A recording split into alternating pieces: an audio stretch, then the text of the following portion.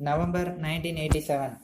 Ladies and gentlemen, it gives me very great pleasure to take part in the seminar on the man and his duty to the society and to say a few words on this occasion. At the outset, I thank the organizers of the Citizens Association for giving me the opportunity to preside over the meeting. I would like to say, for the information of the young men and women who are assembled here, that this association has been in existence for more than 40 years and eminent persons in different walks of life have delivered their speeches on various subjects. During my college days, my friends and myself used to attend regularly the meetings arranged here from time to time and have been greatly benefited by the speeches and discussions. I must say in particular that the speeches made by the national leaders who were in the forefront of the freedom struggle were very inspiring, and a number of young men and women were attracted to the freedom movement. I am glad that this association has been continuing its useful work in shaping the public opinion and educating the people on matters of importance to the society. With regard to the subject for discussion, today I would request the speakers to explain in detail as to how far our people have discharged their duties for the welfare of the society in the past and what they should do in the future. As far as I am concerned, as one who has taken a leading part in the freedom movement and also as one who has held positions of power in the state and central government, I can say without any doubt that our people and the leaders have done very well when compared to many other countries in the world. The people at that time thought that the primary duty to the society was for them to fight for independence. The present generation must be proud of the great sacrifices made by our leaders and the sense of patriotism shown by our people to liberate our motherland from foreign domination. It should be remembered that the whole nation stood as one irrespective of different religions and languages and fought against the foreign power.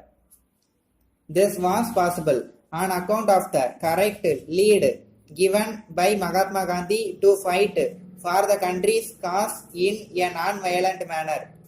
Under the able guidance of the father of the nation, leaders like Pandit Nehru travelled throughout the country and mobilized the support of the people. It is a matter for satisfaction that even today our country under the leadership of our Prime Minister is giving its support to the freedom movement of some other countries also.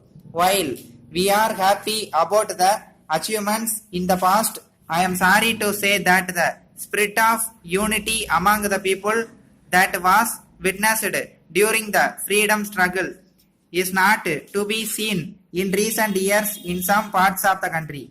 Of course, steps are taken by the government to redress the grievances of the people in such areas. However, I would like to appeal to those in charge of running the governments in the states and in the center and also the people to make every effort to solve the problems with a spirit of understanding and sympathy in order to preserve the unity and integrity of the country. Whether it is in the matter of sharing the river waters or in the matter of border disputes or in the matter of language, we should try to solve them in a realistic manner. Letter dated 5th May 1980 from the manager, Messrs. Simpson and Company, Madras, to Messrs. Shivam and Company, Bazaar Road, Karur. Dear Sirs, we are in receipt of your letter of the first instant in response to our advertisement in the newspapers calling for agents to sell our wet grinders. We would like to assure you at the outset that our grinders are the best in the market, both in regard to service and durability, and therefore we have no doubt that these will be sold in large numbers in your area. However, we wish to highlight some of the salient features of our product. One of the important features of our grinder is that it is fitted with a special type of motor that has been designed and tested to give the best performance. The advantage of this motor is that consumption of electricity will be less when compared to some other makes. Another welcome feature about our grinder is that good quality granite is used for making the grinding stones.